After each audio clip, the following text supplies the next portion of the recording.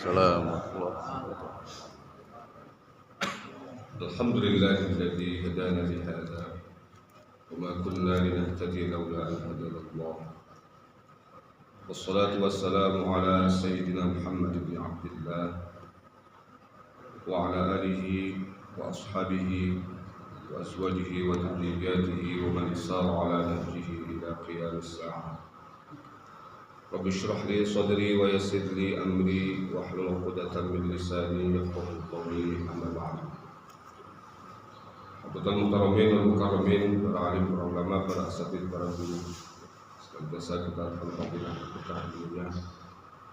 Segenap pengurus PKM Masjid Yakin yang saya muliakan, hadirin jamaah salat subuh rahimakumullah. Alhamdulillah pada kesempatan pagi hari ini kita masih diperkenankan oleh Allah Subhanahu wa taala untuk bisa melaksanakan ibadah berupa salat subuh jamaah dan dilanjutkan dengan kajian ilmu. Tentu saja ini bisa terlaksana berkat nikmat sehat, nikmat iman dan Islam, dan juga nikmat dimudahkan dari diringankan langkah kaki kita menuju rumah Allah yang mulia ini.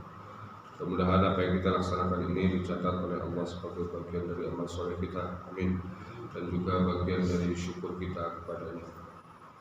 Salawat serta salam mari kita hadiahkan kepada baginda Agung Muhammad sallallahu alaihi wasallam serta keluarga, para sahabat, para tabi'in, tabi'in, dan tentu saja umat Rasulullah sallallahu alaihi wasallam sampai hari akhir nanti, yang senantiasa istiqamah konsisten dalam menegakkan dan mengikuti sunnah-sunnah beliau.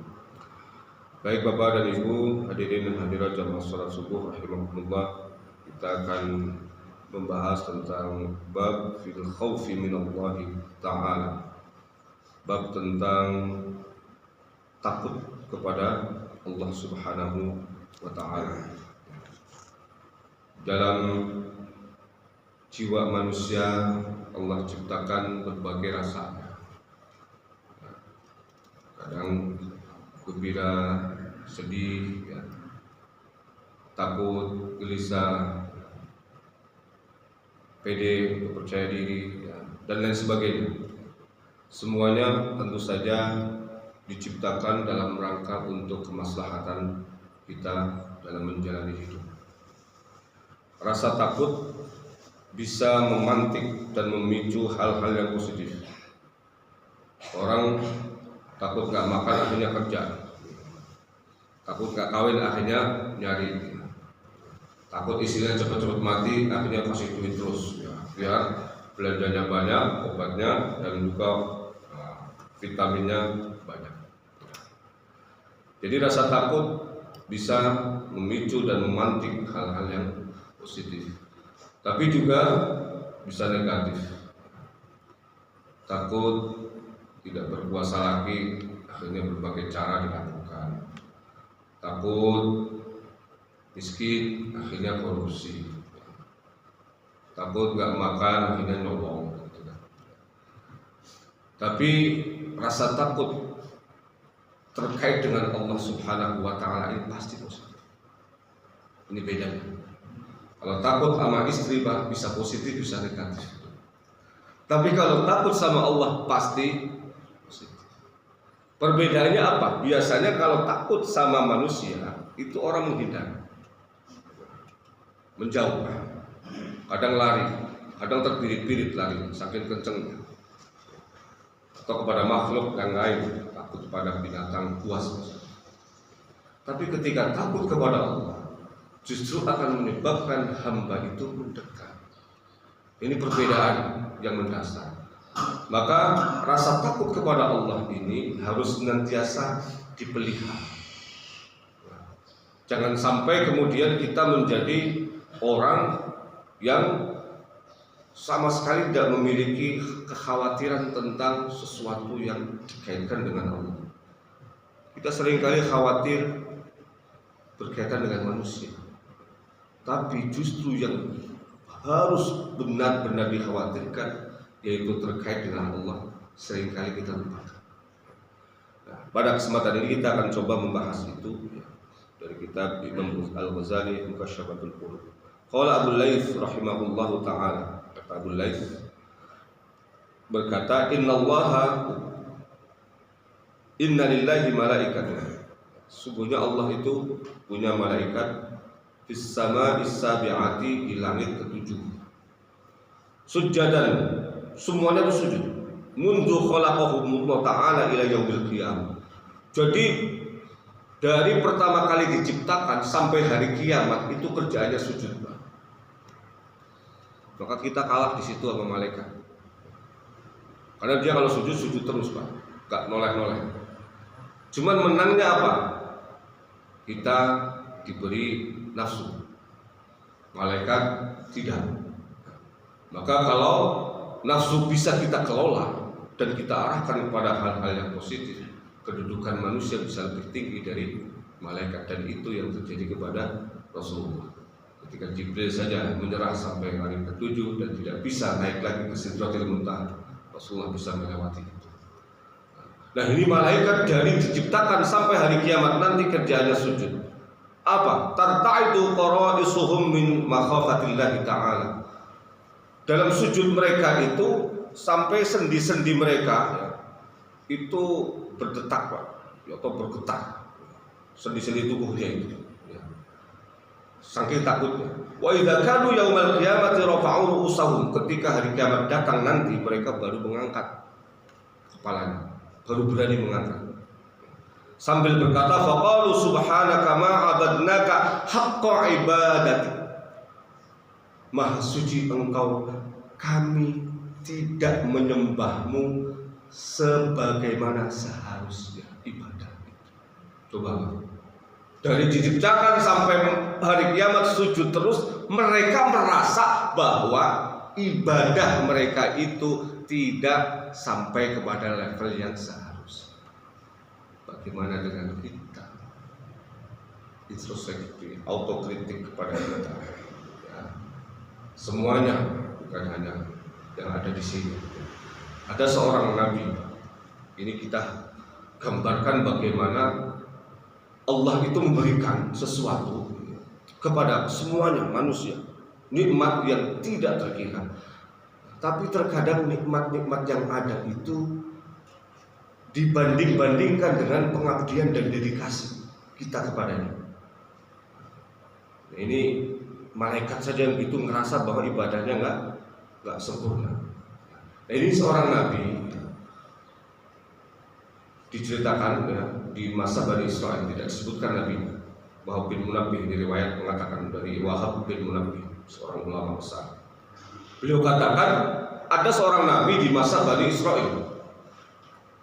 Ya, 50 tahun lamanya nabi ini siang malam ibadah kepada Allah. Siangnya puasa, ibadah, malamnya qiyamul ibadah. Tidak pernah sedikit pun melakukan apapun aktivitas kecuali ibadah kepada Allah, baik kaitannya dengan Allah dan manusia. Dan selama 50 tahun itu tidak pernah berbuat maksiat sama sekali. Yang besar, apalagi yang besar, yang kecil saja. Nah, suatu waktu dia berdoa kepada Allah, munajat kepadanya, memohon diberi keistiqomahan dan konsistensi dalam ibadah itu. Allah kemudian berfirman, aku berikan itu dan aku ampuni dosa-dosa.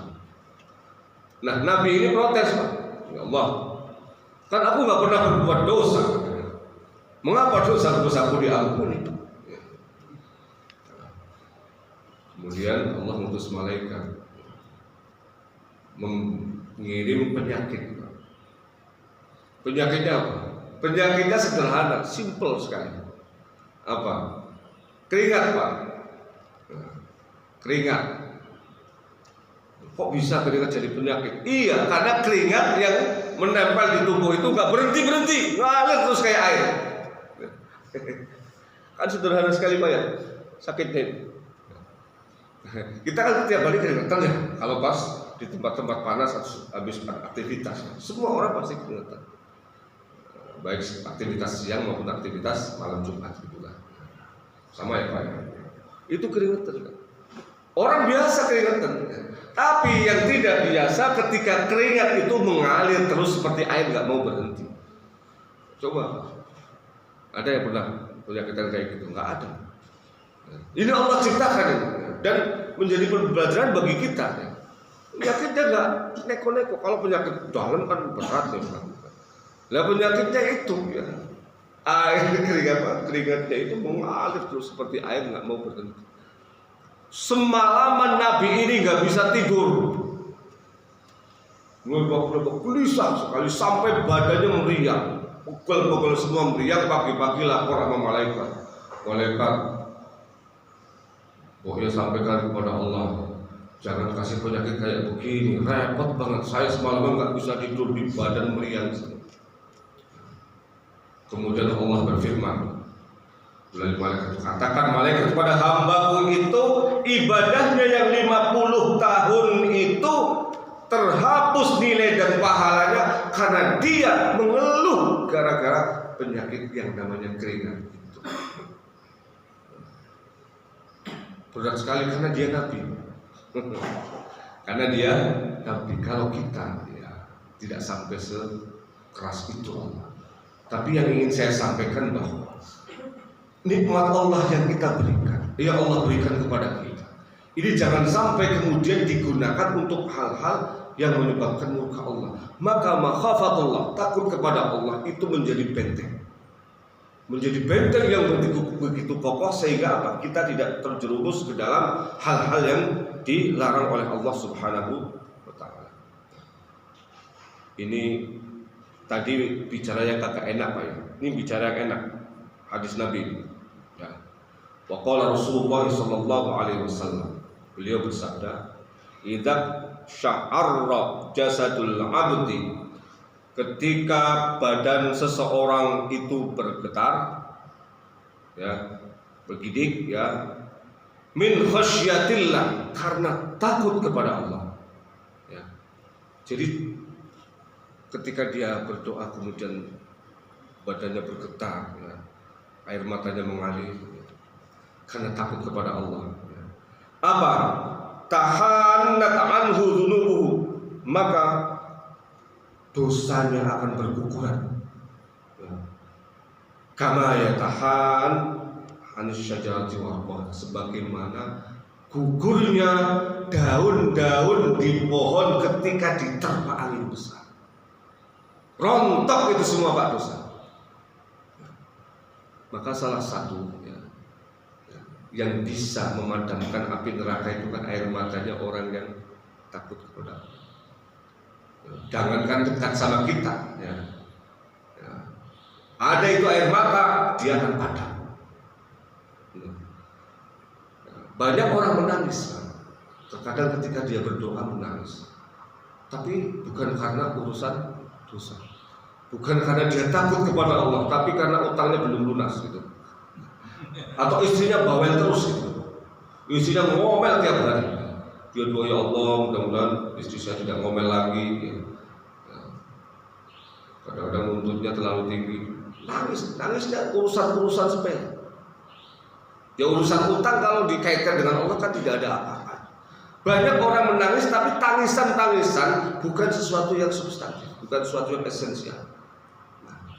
Nah, ketika ada seorang menangis takut terhadap siksa Allah, takut terhadap apa yang akan terjadi di masa yang akan datang, terutama di hari hisab nanti, di hari akhir nanti, dan dia betul-betul takut dari hati yang paling dalam sampai kemudian meneteskan air mata, badannya bergetar, maka orang-orang seperti inilah yang setiap hari, setiap saat Allah akan hapus dosa-dosanya, berguguran seperti gugurnya daun-daun pada saat kering dan diterpa angin. Jadi positif sekali Pak. Jadi banyak-banyaklah ya, bisa ketika hati kita seringkali dipoles ya, kemudian dilunakkan dengan zikir kepada Allah, dengan ikut majelis ilmu, dengan ibadah, insya Allah mudah kita untuk takut kepada Allah Subhanahu wa ta'ala. Ada cerita anna rajulan ta'allaqa qalbahu bimra'atin, suatu waktu ya, diceritakan oleh Imam Al-Ghazali, ada seorang laki-laki itu hatinya terikat kepada seorang wanita sedang bucin. Apa ya? Istilah anak sekarang bucin ya. Buta cinta. Saya tadinya apa bucin itu apa? Akhirnya saya cari di kamus Google. Ternyata buta cinta. Jadi cinta banget maksudnya itu sama seorang perempuan. Fa kharajat tilkal mar'atu ila hajatin laha fadhahabat rajulu maha. Suatu waktu perempuan yang lagi digandrungi itu itu pergi ke suatu tempat keluar kota. Nah, laki-laki ini mengambil kesempatan yang orang namanya suka apa ya? Orang namanya senang apapun itu ya, dia akan cari celah-celahnya untuk bisa bersama. Bagaimanapun caranya ya. Pokoknya 1001 cara. Modus-modus apapun dilakukan. Termasuk yang ngomong ini dulu ya, ketika ngincer istri itu ya. Pura-pura nitip Al-Qur'an. Habis itu nanti diambilnya ya supaya ketemu lagi. Pura-pura dipanggil di kantor senat, saya dulu ketua senat dipanggil gitu. Padahal ya tujuannya PDKT gitu kan. Tapi dinikahin bener Pak, ya. Nggak dimain-mainin gitu. Pokoknya orang kalau suka apapun akan dilakukan. Nah ini kebetulan perempuannya mau pergi keluar kota, maka dia kemudian pergi bersama. Nah, suatu waktu karena bersamaan dengan rombongan Pak, ceritanya itu. Ya, mungkin ziarah atau apa kemana gitu kan. Ya kalau anak-anak sekarang berziarah wali songo itu ya untuk nenek-nenek dan kakek-kakeknya. Anak-anak sekarang mungkin study tour atau apa gitu. Nah, ini ketika kondisi sepi dan kebetulan itu di satu tempat ya di padang pasir ya, sedang istirahat malam-malam. Ya, orang perjalanan jauh kalau di Arab kan biasanya itu kemah. Nah, ketika kondisi sepi, orang-orang sudah tidur semua. Wa naman nasu afshar rajulu sirrahu ilaiha.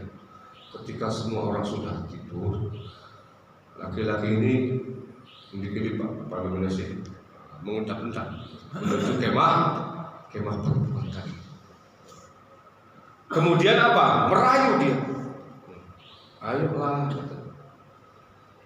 ayolah gitu kan. Sudah tahu semua kan yang namanya ayolah, simbol-simbol kayak gitu ya. Apalagi sudah dewasa ya Pak ya. Apalagi udah puluhan tahun kan sudah tahu ya. Kalau suaminya udah kelihatan kayak begitu berarti istrinya harus paham. Istrinya juga begitu ya, suaminya istrinya begitu, suami harus paham. Apa kemudian jawaban perempuan tadi? Faqalat lahu al-mar'ah unzur anaman nas bi ajma'in. Jadi setelah dirayu-rayu ya, dengan berbagai cara, perempuan ini bilang, coba lihat-lihat dulu, coba tuh sudah tidur semua beneran atau masih ada yang terjaga? Kamu keliling tuh sana ke tenda-tenda kemah-kemah yang ada. Nanti kita lagi ngapa-ngapain ketahuan. Wah, laki-laki ini fafaroha seneng banget. Wah, berarti niat saya disambut nih sama perempuan. Ya kan, perempuannya seolah-olah menyetujui kan. Tuh, lihat dulu di luar sana. Apa sudah tidur semua atau sebagian belum? Akhirnya laki-laki itu ya pergi keluar dan dia seneng banget. Wah, berarti saya berhasil mendekati dia. Maka kemudian dia keliling Pak, ya, keliling. Ya.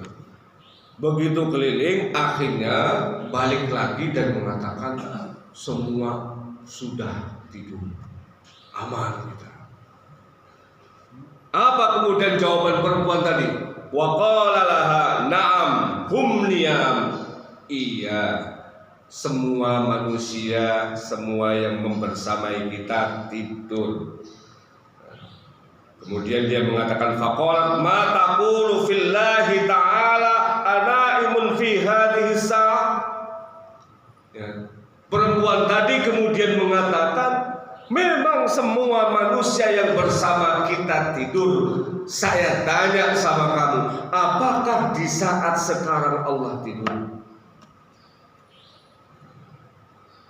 Maka kemudian faqala ar-rajulu innallaha ta'ala la yanamu wa la ta'khudhuhu sinatun wa la naum. Allah tidak tidur, jangankan tidur, ngantuk saja tidak.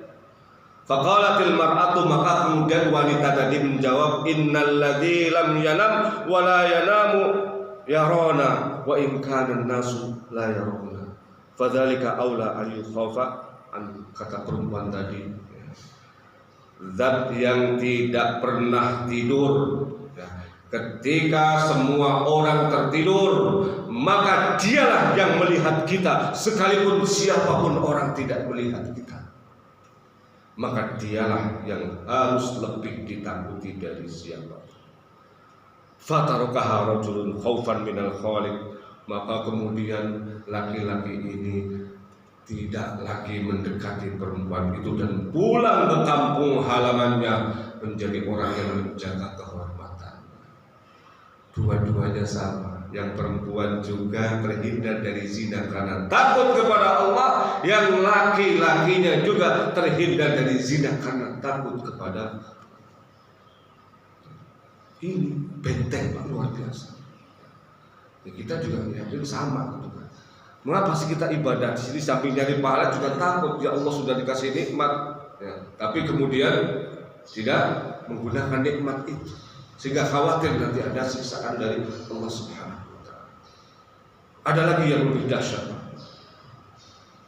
Saya singkat saja karena ceritanya agak panjang. Jadi ada seorang yang bertugas sebagai kepala taman di Cordova masa pemerintahan Bani Umayyah kedua, pemerintahan Islam di Spanyol.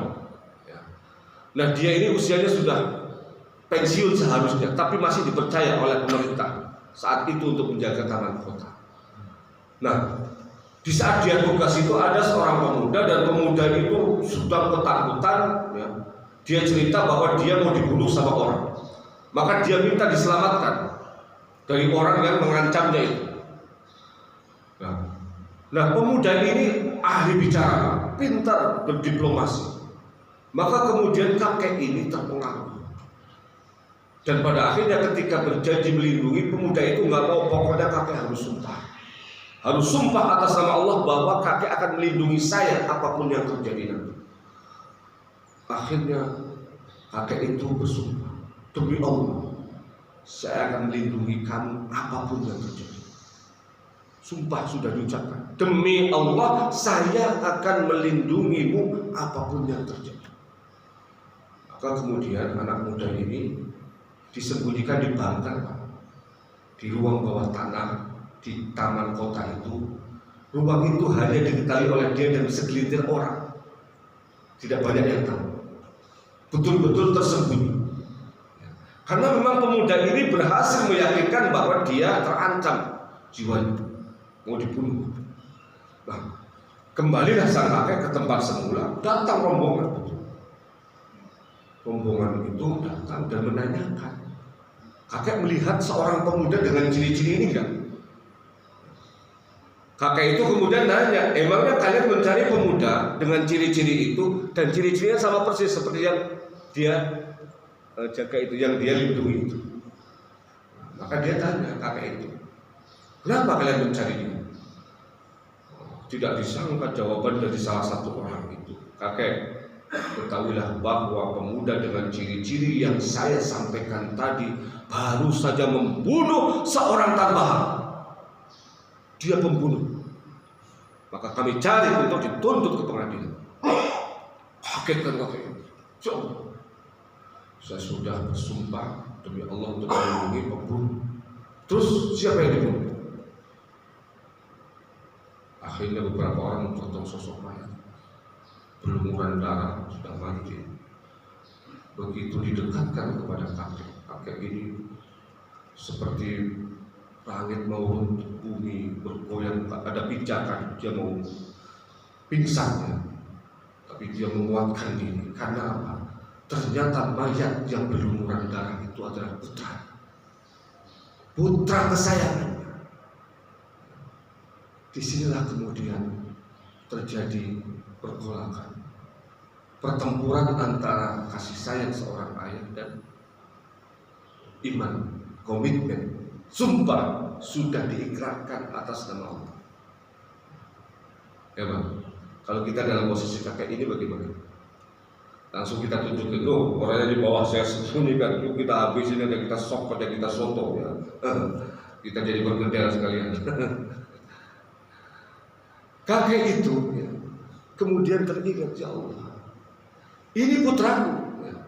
Bagaimanapun ya, seorang ayah kan pasti sangat menyayangi putra. Sudah dibunuh oleh seseorang dan kebetulan orang yang membunuh itu dilindungi dengan sumpah. Enggak caman-caman, sumpahnya demi Allah. Itu sumpah yang diterima, sumpah yang lain nggak bakal diterima, Pak. Demi monyet apalagi ya. Demi istri yang paling cantik nggak bakal. Harus demi Allah. Nah, disitulah kemudian ya, sang kakek lebih memenangkan ya, komitmennya terhadap Allah karena dia takut kalau kemudian dia lebih memenangkan kasih sayang seorang ayah kepada putranya.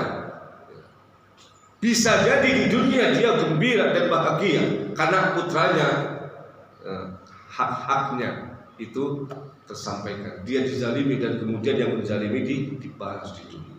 Tetapi bagaimanapun dia sudah bersumpah atas nama Allah dan dia berkedudukan sebagai walinya. Walinya punya hak untuk melakukan apapun kepada anaknya. Dia bisa melaporkan dan tidak melaporkan.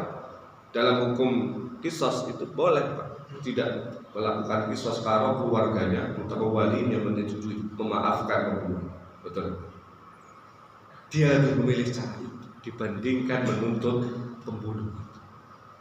Nah, ketika kemudian dikuburkan, dia kembali ke tempat pemuda tadi, tinggal berdua loh.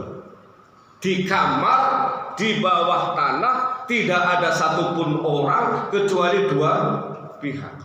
Kakek itu menceritakan pemuda itu kemudian kaget dan kemudian menangis memohon maaf sejadi-jadinya sambil menyerahkan pisaunya yang dia buat untuk membunuh putra kakek ini. Oke. Ini pisau yang aku gunakan untuk membunuh putra. Saya bersalah karena saya ingin merampas hartanya dan dia melawan saya. Ini pisau yang digunakan untuk membunuh putra. Silakan. Mumpung tidak ada satupun orang kecuali kita berdua di ruang yang sangat rahasia ini, tertutup di bawah tanah. Silakan. Kakek mau apain saya terima. Ya, Pak. Ini kadang-kadang dalam situasi-situasi tertentu kita berada atau kondisi tertentu kita berada dalam masa-masa seperti ini dalam bentuk-bentuk yang berbeda. Ini kebetulan bentuknya adalah seperti itu. Mungkin kita bisa bentuk yang lain. Apa kemudian kata kakek? Sekali aku sudah berkomitmen terhadap Allah, aku sudah bersumpah loh atas nama Allah untuk melindungimu apapun yang terjadi. Dan kebetulan yang terjadi adalah kamu membunuh putra. Aku tidak peduli. Karena bagiku sumpah diucapkan, diikrarkan, berarti komitmennya sampai saya mati harus saya bawa. Pergi kamu dari tempat ini dan jangan pernah ketemu lagi. Apa motif kakek ini? Samping komitmennya tentu saja dia khawatir kalau dia kemudian melanggar sumpahnya. Berat sekali loh. Di dunia bisa saja orang ngeles kan? Ya, saya sumpahnya main-main kok. Bisa saja orang kemudian lari dari tanggung jawab, padahal sudah sumpah dengan mengangkat Al-Quran dan mengucapkan nama Allah di situ. Dia bisa kemudian lari dari tanggung jawab, tapi ketika di hadapan Allah siapa? Ya. Tidak ada satupun makhluk yang bisa lari dari hisab perhitungan Allah Subhanahu wa Ta'ala. Dan perhitungan Allah itu tidak akan pernah meleset sedikit. Cermat secermat-cermatnya, adil seadil-adilnya. Ini ada cerita lagi nih, Pak. Memang Imam Ghazali banyak menggunakan cerita-cerita supaya tidak menggurui gitu. Ini sama, Pak.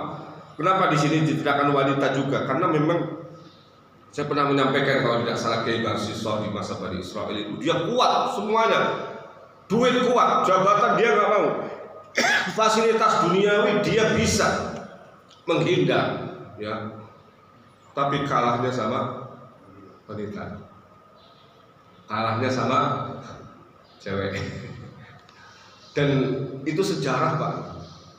Sejarah manusia itu sudah membuktikan itu. Kejahatan kemanusiaan pertama kali terjadi, pembunuhan tanpa hak. Penyebabnya apa? perempuan. Hati-hati. Makanya kalau kita lihat berita itu ya, terjadi pembunuhan ya, gara-gara cinta segitiga. Ada segilima Pak kayak Pancasila gitu. Kalau segitiga masih lumayan. Ada cinta segitiga, segilima kayak Pancasila. Bunuh-bunuhan. Ini betul-betul sejarah gitu loh. Artinya apa? Qabil membunuh Habil karena apa? Pengen nikahin adiknya sendiri, adik kandungnya, ya, yang cantik cerita. Sementara adiknya Habil konon kulitnya hitam, yang wanita. Nah, ini cerita sama, ya. Bahwa ketika kejahatan-kejahatan yang lain, fasilitas, ya, harta, kekuasaan itu berhasil dihindari, terkadang orang gagal di sini. Orang Jawa bilang tuh keserempet jaring katanya. Atau mungkin orang Jawa itu keserempet jaring.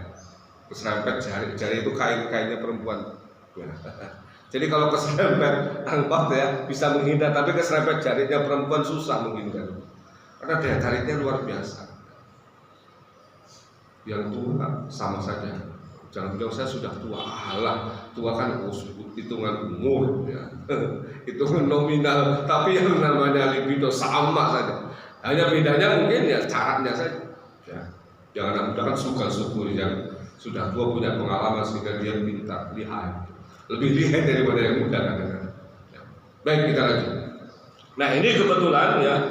Kana fi Bani Israil rajulun 'abidun dzu 'iyalin wa asabathul majaa. Jadi ada seorang laki-laki ya, keluarga, dia itu ahli ibadah. Tapi miskin. Ya.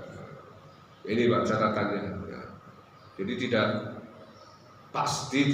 mesti orang rajin ke masjid kemudian duitnya triliunan. Kalau kayak gitu orang ke masjid semua Pak. Masjid lebih ramai daripada pasarnya. Jadi karena di masjid memang tujuannya nggak nyari duit ya. Maka kemudian apa? Ada orang ahli ibadah ya, tapi nasibnya secara duniawi kurang beruntung. Dan ini biasa gitu ya. Nggak perlu kita heran, karena memang tidak ada korelasi langsung ya, antara ibadah dengan harta. Yang ada mungkin yang tidak langsung lebih banyak. Tapi kita harus percaya bahwa orang kalau ahli ibadah sekalipun hidupnya sederhana tapi benar. Nah, suatu waktu ya ada paceklik, Pak. Ya, majaa, ada paceklik ya. Dan karena dia orang miskin, maka persediaannya terbatas. Ya. Persediaannya terbatas. Ya. Habis itu. Sementara apa? Anak-anaknya yang masih kecil-kecil terutama ini kelaparan. Pada nangis semua. Riang gitu, Pak. Yang namanya lapar ya. Orang dewasa saja kalau lapar nggak kuat ya. Apalagi anak kecil ya. Makanya kejahatan samping perempuan tadi yang kedua biasanya perut itu. Kalau perut lapar itu apa aja bisa dilakukan ya. Kadang-kadang persoalan sepele ya. Karena dia pengen mengambil HP-nya dijual ya, untuk makan ya, akhirnya membunuh orang. Nah, karena paceklik dan kemudian terjadi kelaparan hebat di keluarganya, akhirnya istrinya itu berinisiatif. Ini sang istri Pak, subhanallah ya. Kadang-kadang kita harus berterima kasih ya. Bukan hanya kadang-kadang, kita harus berterima kasih selalu kepada istri kita. Saya 3 hari ditinggal sama istri berasa banget. Tadi peci ketinggalan gitu. Kemarin saya mau ngajar, botak panting ya. Ya karena saya nggak ada pembantu-pembantunya, datanya sekali hari Sabtu semuanya diborong gitu ya. Sama nyetrika saja, memang nggak pengen gitu. Rumahnya di datangnya orang asing yang kita tidak nyaman gitu. Nah itu apa ya, sampai nggak sempat ngaji ya. Karena kita ada punya anak kucing 4 ya, kemudian diambil sarapan kucing saya yang pertama udah kerja sebenarnya jauh ya. Dan itu terasa sekali. Makanya saya menganggap bahwa yang paling tangguh di dunia ini sebenarnya istri kita. Laki-laki itu setangguh apapun dia hanya bisa mengerjakan satu hal. Tapi perempuan bisa 3 hal, makanya disebut istri, Pak. Istri bukan iswan bukan istu gitu. Tapi istri itu. Karena dalam satu kali waktu bahkan dia bisa mengerjakan 5 hal sekaligus, Pak. Bisa ini, bisa itu, coba. Saya nanya sama Bapak, bisa nggak? yang masak, yang nyetrika, yang ngurus anak, ngurus suami juga, semuanya diurus dalam satu waktu, sukses. Istri saya 6 tahun ditinggal saya ke Mesir studi, sukses. Anak-anak saya alhamdulillah pertama sudah selesai Quran, yang kedua dan alhamdulillah pada Qurannya jalan semua. Tapi kalau laki-laki coba, bapak saya baru 1 tahun ibu meninggal, udah nggak kuat, saya lihat udah kayak orang linglung gitu. Ya, kamu siapa? Lama-lama jangan-jangan nanti saya siapa? Wah repot kalau begitu kan. Akhirnya anak-anaknya berinisiatif mencarikan ibu baru. Akhirnya dapat, alhamdulillah sekarang udah tenang. Saya melihat dengan mata kepala sendiri, adik saya 37 tahun suaminya meninggal, sampai sekarang nggak nikah, punya 5 anak, sukses. Ya Pak ya, makanya jangan rendahkan mereka, hargai mereka, sayangi mereka, karena luar biasa. Ini istri yang berinisiatif. Inisiatifnya apa? Dia membantu keluarganya karena suaminya bingung. Akhirnya dia menemui saudaranya yang kebetulan kaya raya, menemui saudaranya yang kaya raya, tapi mata keranjang. Nah ini biasa orang kaya kadang-kadang penyakitnya itu, duit banyak, matanya jadi banyak juga. Jadi mata batinnya juga jadi kuat itu. Yang urusan-urusan kayak begitu biasanya Pak. Ya. Ini makan di mana, lama-lama yang nemenin siapa gitu kan. Kalau nggak ada yang temennya nggak asik gitu kan. Nah ini orang kaya tapi mata keranjang. Sebenarnya wanita ini tahu tapi kepepet. Nggak ada cara lain, nggak ada orang lain yang bisa dimintai tolong. Akhirnya datang karena masih saudara dan tahu ini perempuan cantik, gitu. Kebetulan cantik gitu. Ya kata dia, kamu butuh bantuan berapa? Segini, halah segitu kecil. Berapa kali lipat saya kasih. Tapi saya punya syarat, 1 malam saja tidur dengan saya. Perempuan ini langsung protes, wah, pulang, apaan? Dasar lagi mesum, pulang. Lihat anaknya lagi, ya Allah. Sudah kelecetan mulai Pak, nggak makan, ya. Waduh, gimana? Bingung dia saja. Ya. Wah, kalau sampai lewat besok, anak saya bisa lihat mati. Gimana? Akhirnya Pak, dia ambil putusan, tekad bulan sudah. Pasti Allah memaafkan. Memaafkan seandainya saya berbuat sesuatu yang dilarang olehnya, tapi demi menyelamatkan anak-anak saya. Nah ini, saya melihat cerita ini juga, bagaimana seorang ibu itu beda banget dengan seorang ayah. Saya melihat betul, anak kita sakit, ya. Kita biasa istri kita nangisnya berhari-hari. Mereka memang lebih sensitif, ya, karena perasaannya yang halus itu. Gak kuat akhirnya Pak, bertekad sudah, ya Allah maafkan saya. Datang lagi, saudaranya, datang lagi, gimana? Setuju nih, satu malam nih. Ya, saya setuju. Oke. Ya, cari tempat yang bagus. Jangan di sini, ada istri belakang. Gimana kamu pergi, nanti saya ketemu di sana. Ya, namanya orang mau berbuat maksiat mau apa kan ya? Tahu caranya kan supaya nggak ketahuan sama orang dekat gitu kan. Ya, karena biasanya kalau telepon suami sama istri itu beda. Telepon suami ke istrinya itu telepon sehat, di mana di rumah aman. Kalau teleponnya istri enggak, bapak lagi di mana, sama siapa gitu. Jadi teleponnya kayak irjen Pak. Jadi pengawas gitu. Kita diawasi terus, kita dipantau terus. Ini bedanya gitu ya Pak. Laki-laki kan betul-betul cek kesehatan, kondisi anak-anak gimana, rumah gimana. Nah, akhirnya ketemuan Pak di tempat yang sudah dijanjikan, tempat yang bagus karena orang kaya. Kalau sekarang hotel kita bintang 5. Sudah masuk ke kamar Pak, tinggal berdua. Ya. Kalau iklannya sosis 3 lep gitu, 3 lep saja gitu. Sudah tinggal 1 langkah saja. terjadi zina. Nah, saat sang laki-laki hampir saja menyentuh perempuan tadi, dilihat wajah perempuan tadi pucat pasi, keringat dingin keluar, badannya gemetar. Laki-laki ini kemudian nanya, "Kamu kenapa? Kok wajah kamu pucat, keringatan dan gemetar kayak begitu?" Apa jawab perempuan tadi? "Inni akhafullah." Saya takut sama Allah. Memang suami saya nggak lihat, anak saya juga nggak tahu. Tapi Allah melihat, makanya saya takut. Begitu sang perempuan mengucapkan "Inni akhafullah," saya takut kepada Allah.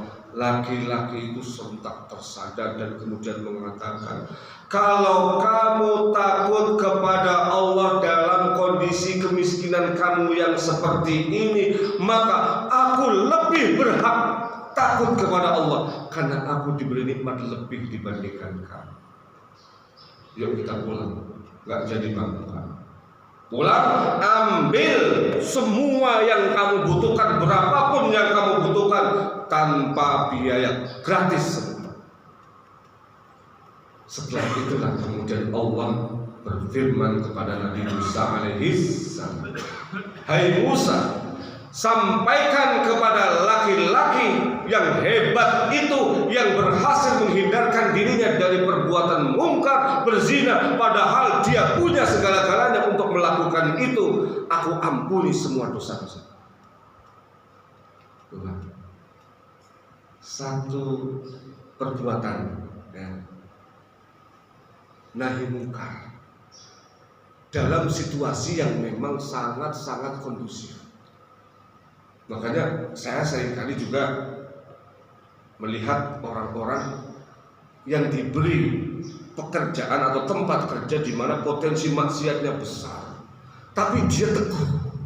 Itu pahalanya jauh lebih banyak daripada saya ketemu sama bapak-bapak di majelis-majelis pengajian, di kampus juga, kampusnya kampus Al-Quran, orangnya pada ngaji semua. Dibandingkan tempat-tempat di mana aurat pada terbuka, di mana-mana adanya oman paha sama dada, pak, paha dada sayapnya kagak ada gitu. Terlihat semua, dan dia berhasil menahan dirinya untuk tidak terjerumus ke dalam kemungkaran. Ini saya yakin dosanya setiap hari rontok terus, Pak. Ya makanya jangan kemudian kita tempat kerja saya maksiat semua. Ya maksiat atau tidak tergantung bagaimana kita. Konsisten nggak dengan nilai-nilai syariat? Berkomitmen nggak? Teguh atau tidak? Ya. Nah ini salah satu modal besarnya adalah kita takut kepada Allah, khaufullah itu. Maka khauf ya itu nanti pada akhirnya akan mengarah kepada khasyah. Ada berbeda. Innama yakhsyallaha min ibadihil ulama. Khauf itu sama-sama maknanya takut dengan khasyah. Tapi khauf itu sebagai pembukanya, Pak. Sebagai startnya, pintunya. Untuk bisa menjadi orang yang khasyah. Kalau khasyah itu bukan hanya sekedar takut, tapi membuktikan rasa takut ini dengan pengabdian total kepada Allah. Itu khasyah ya, lebih tinggi. Tapi harus ada tahapannya. Nah tahapan yang pertama adalah takut kepada Allah tadi. Nah, ketika itu sudah kita lewati, ya ini salah satu ganjaran yang sangat besar adalah Allah memberikan anugerah terampuninya dosa-dosanya. Karena bagaimanapun tidak ada satupun manusia selain Nabi dan Rasul yang luput dari dosa-dosa. Dosa yang disengaja dan tidak, dosa di waktu siang, di waktu malam. Nah, dalam sebuah hadis diriwayatkan yang intinya begini. Orang yang takut kepada Allah dan kemudian mengeluarkan air mata di malam hari, itu akan menghapus dosa-dosa yang dia lakukan secara rahasia. Jadi dosa-dosa tersembunyi itu dihapus. Kalau dia menangisnya, memohon ampunnya, merasa dosanya, takut kepada Allah itu di malam hari. Nah kalau di siang hari, sholat duha, sholat fardu, masih tetap dia takut kepada Allah dan meneteskan air matanya karena takut kepadanya, maka air mata inilah yang akan menghapus dosa-dosa yang terang-terangan dilakukan. Jadi semua macam dosa, semua bentuk dosa itu akan dihapus. Jadi itulah yang sering saya sampaikan ya. Kita ini memang diberi beban untuk melaksanakan perintah Allah, tapi diberi fasilitas yang fasilitasnya itu lebih dari beban yang diberikan. Itu bedanya kita dengan umat terdahulu. Umat terdahulu itu dikasih bebannya berat, tapi fasilitasnya juga setara dengan beban itu. Banyak contohnya. Mereka kalau taubat itu harus bunuh diri, itu Bani Israil. Fatubu ila barikum faqtulu anfusakum. Kalau taubat dari perbuatan syirik, ya, perbuatan syirik harus bunuh diri. Banyak riwayat di situ bunuh dirinya caranya apa? Kalau nggak bunuh diri nggak diterima taubatnya. Sekarang umat Nabi Muhammad apa harus seperti itu? Enggak. 80 tahun dia musyrik, dia tidak beragama Islam. Kemudian ada kalimat asyhadu an la ilaha illallah wa asyhadu anna Muhammadar Rasulullah. Hilang semua dosa selama 80 tahun itu. Kalau kemudian setelah itu dia meninggal, surga. Karena husnul khotimah, kemudian tidak ada dosa, orang nggak punya dosa mau ditempatkan di neraka ya nggak mungkin. Dan itu hanya umat Nabi Muhammad SAW. Maka saya kadang-kadang bingung. Orang dosa 80 tahun, orang kafir bisa jadi mukmin karena la ilaha illallah. Tapi ada orang tahlil dibilang musyrik gitu loh. Karena mengucapkan la ilaha illallah. Ada itu kelompok Islam yang mengatakan bahwa orang kalau tahlil itu sudah masuk kepada wilayah perbuatan syirik. Padahal tahlil itu la ilaha illallah itu menghapus dosa 80 tahun. Loh, ini malah kemudian dibilang jadi keluar dari agama Islam. Logika yang aneh. Gak usah diikutin yang model begitu. Aneh menurut saya. Nah, termasuk juga bisa kita sedikit bicara ya, supaya saya ingin menyampaikan bagaimana ajaran Islam yang moderat itu, ya, yang selaras dengan pemikiran Ahlussunnah wal Jamaah, ya, yang diusung oleh Nabi. Ya. Jadi kadang-kadang orang mengatakan ini bid'ah karena Nabi nggak pernah melakukan. Pengertian bid'ah adalah segala suatu ibadah yang tidak dilakukan oleh Nabi. Saya mau nanya, as-salatu khairum minan naum itu yang bikin siapa? Apakah Nabi atau Bilal? Bilal. Bid'ah dong jadinya. Nabi setuju, tapi yang bikin bukan Nabi.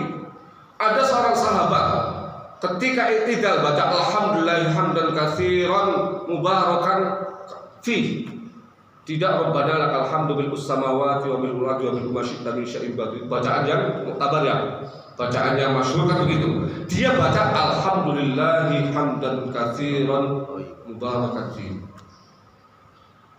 Didengar oleh Rasulullah. Siapa yang tadi baca? Diam semua, takut kan? Kata Nabi ada 12 malaikat yang menyaksikan orang yang membaca itu. Akhirnya orang itu ngaku, saudara kamu benar. Tuh, ini kan bid'ah, nggak sama dengan yang diajarkan oleh Nabi, tapi Nabi membenarkan. Jadi itu bisa bid'ah, segala sesuatu yang tidak diamalkan oleh Nabi jadi keliru. Dalam kehidupan Nabi, ya, terkadang ada amalan-amalan yang diinisiasi oleh sahabat dan Rasulullah kemudian membenarkan itu. Ya. Termasuk juga bid'ahnya Al-Quran yang menjadi mushaf sekarang. Orang kalau mau bicara kayak begitu, ya, definisi ini adalah definisi yang keliru. Karena apa? Quran juga bid'ah.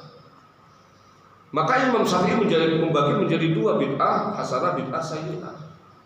Ya, yang sana kan enggak semua dolalah. Ya. Umar bin Khattab ketika kemudian diberi kata, "Hai Umar, kenapa sih sholat tarawih pakai jamaah segala? Nabi kan gak melakukan itu." Apa jawaban Umar? Ni'mal bid'atu hadhi, bid'ah yang paling nikmat ya ini. Coba kalau misalnya tarawih gak ada di jamaah, gak ada di masjid, Pak. Yang di masjidnya ada tanggal-tanggal 10 sudah mulai kemajuannya sangat besar, ya. Apalagi kemudian tidak disunatkan di masjid. Habis itu puasa gak ada apa-apa. Maka Umar mengatakan bid'ah yang paling nikmat ini. Ini juga Imam Syafi'i mengatakan berlandaskan apa yang dikatakan oleh sahabat. Ya. Tidak semata-mata kemudian pendapat beliau sendiri. Oke, kita kembali. Nah, masalah khauf tadi ini, ya, ada riwayat juga dalam hadis qudsi. Yaqulullahu ta'ala la ajma'u ala abdi khaufaini wala amnaini. Ya. Kata Allah dalam hadis qudsi, saya tidak mengumpulkan kepada hambaku dua rasa takut dan dua rasa aman sekaligus. Berarti dipisahkan. Allah tidak mengumpulkan itu. Man khafani fid dunya amantuhu fil akhir. Siapa yang takut kepadaku ketika dia hidup di dunia, maka aku akan berikan rasa aman di akhirat. Orang yang takut pada Allah di dunia itu kan langkahnya terbatas, betul kan? Mau ini, ini riba nggak jadi deh. Mau kesono, wah nikmat juga sih. Ya, di situ ada reuni, tapi ada mantan saya, nanti berantem sama istri nggak jadi. Karena khawatir keluarganya jadi tidak harmonis. Ya kan dibatasi itu. Coba kalau yang lain, ya nggak ada batasan, semuanya diterobos. Ya. Nggak ada lampu merah, nggak ada lampu hijau, nggak ada lampu kuning kayak sirkuit itu. Ya cepet nyampe. Ya, balapan kalau di sirkuit itu bisa 300-400 km per jam, tapi di jalan raya 60 km apalagi di Jakarta 2 km per jam karena macet juga, betul nggak? Tapi Allah menjanjikan siapapun yang takut kepadaku di dunia dan dia membatasi dirinya untuk tidak melakukan semua hal yang dia inginkan, maka aku jamin dia akan aman di akhirat.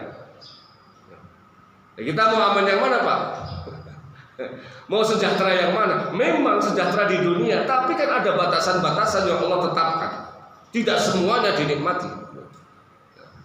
Nah, itu. Kemudian apa? Allah firmankan juga waman amanatni, waman amanatni fid dunya akhafathu yaumal qiyamah. Sebaliknya, orang yang aman di dunia dan melakukan apapun yang dia inginkan karena dia merasa nyaman dan aman, maka aku akan berikan rasa takut dan khawatir di akhir. Jadi saya juga pernah mengatakan bahwa rasa takut dan aman itu bisa terkumpul, tapi sejauh tadi bagaimana koridornya yang benar. Bukan berarti nggak boleh Pak orang sejahtera aman, tapi yang dimaksud di sini adalah aman bahwasanya dia bebas melakukan yang dia mau. Sementara yang satunya lagi dibatasi. Nah, dua hal yang berbeda inilah yang tidak bisa dikumpulkan dalam satu waktu. Ya. Maka saya juga pernah mengatakan, orang kalau pengen terkenal di langit, biasanya nggak terkenal di bumi. Biasanya. Susah mengharapkan orang pengen terkenal di hadapan manusia, tapi di hadapan Allah juga sama-sama terkenal. Karena apa? Biasanya orang yang terkenal di hadapan manusia, mindsetnya di kepalanya bagaimana saya populer. Dan popularitas di hadapan manusia itu harganya seringkali mahal, Pak. Harganya akhirnya apa? Ria, pamer, ujub. Harganya akhirnya personal branding tapi diselewengkan. Ini saya sepakat personal branding penting, Pak. Tapi diselewengkan, ya. Personal branding itu nggak usah dipamerkan, lama-lama orang tahu, Pak. Tapi yang terjadi di masa sekarang, personal branding itu dipamer-pamerkan kemana-mana, ke medsos, semua orang tahu. Nah ini harga yang mahal. Mahalnya apa? Dengan popularitas di hadapan manusia, akhirnya semua amal-amal itu jadi riya semua, hilang nilai pahalanya, jadi gelap di langit sana. Sementara biasanya orang yang di langitnya itu terkenal karena memang dia tidak terlihat oleh siapapun. Bahkan bisa jadi orang yang paling dekatnya tidak tahu. Ya. Saya ada seorang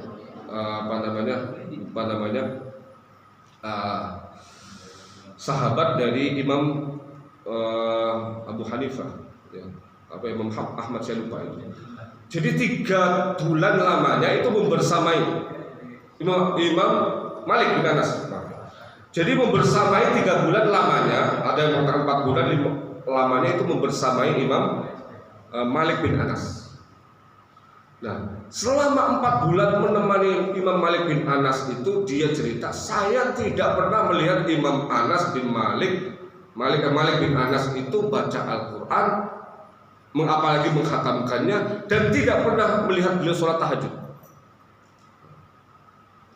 Maka kemudian diceritakan sama yang nggak mungkin, nggak mungkin itu, nggak mungkin 4 bulan berturut-turut beliau tidak melakukan itu.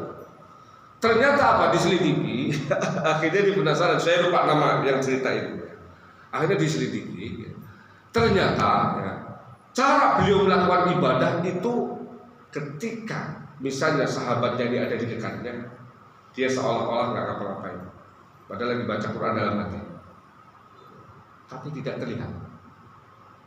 Ketika sahabatnya tidur, beliau bangun. Tapi ketika sahabatnya bangun, beliau pura-pura tidur. Ketika ditanya, kenapa melakukan itu? Saya khawatir ya. Kamu cerita ke mana-mana, malah jadi cerita gitu. Tapi cerita yang positif gitu. Nah, ini bisa jadi ya, yang model-model begini ya, tersembunyi ya, itu justru yang kemudian tingkatkan levelnya di hadapan langit itu sangat tinggi. Maka Allah pun di sini mengatakan, ya memang ya, orang yang takut kepada Allah itu pasti terbatas. Apa yang harus dia lakukan dan tidak itu kan ada rambu-rambunya di situ. Maka dia tidak akan sebebas orang-orang yang bisa melakukan apapun. Dan itu adalah sesuatu hal yang banyak orang tidak merasa nyaman.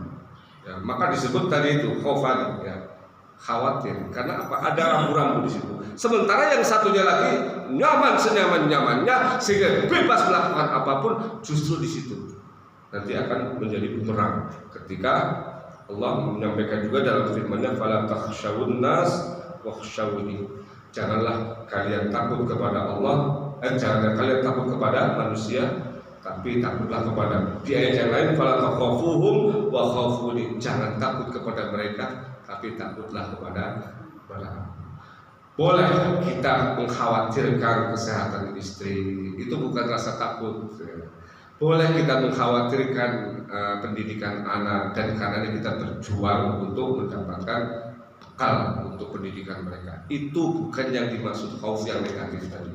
Yang kita bahas sekarang adalah rasa takut kepada Allah yang positif, dan kemudian takut kepada manusia yang berimplikasi negatif tadi. Mudah-mudahan dari apa yang kita sampaikan ini sudah hampir 1 jam dan menunjukkan. Silakan kalau mungkin ada yang ingin didiskusikan. Ini memang tidak ada ibunya kalau hari Ahad ini. Tidak ada larangan, cuma ini. Mungkin dia ada majlis sendiri, ibu atau tidak di sini. Ya. Ada majlis ibu-ibu sendiri di sini. Ada hari Selasa. Oh, biasanya memang mereka lebih nyaman tadi. Silakan, ada yang mau tanya? Ya, tidak ada, baik kita tutup dengan doa. Allahumma shalli wa sallim ala sayyidina wa ala Muhammad walhamdulillahil alamin. Allahumma ij'alna ma'aka wa ja'alna معصوم ولا تجعل فينا ولا منا الشقي ولا المحروم. اللهم ارزقنا علما نافعا قلبا خاشعا ولسانا ذاكرا ويقينا صادقا ورزقا واسعا مباركا وعملا صالحا متقبلا. اللهم انا نعوذ بك من علم البيت ومن عين لا تنام نفس لا تشبع ومن دعاء لا يسمع. اللهم استجب دعاءنا واشف مرضانا وارحم موتانا ولا تخيب فيك رجاءنا واختم بالباقيات الصالحات اعمالنا. ربنا آتنا في الدنيا حسنة وفي الآخرة حسنة وقنا عذاب النار. الحمد لله رب العالمين. اللهم وفقنا من طريق. السلام عليكم ورحمة الله وبركاته.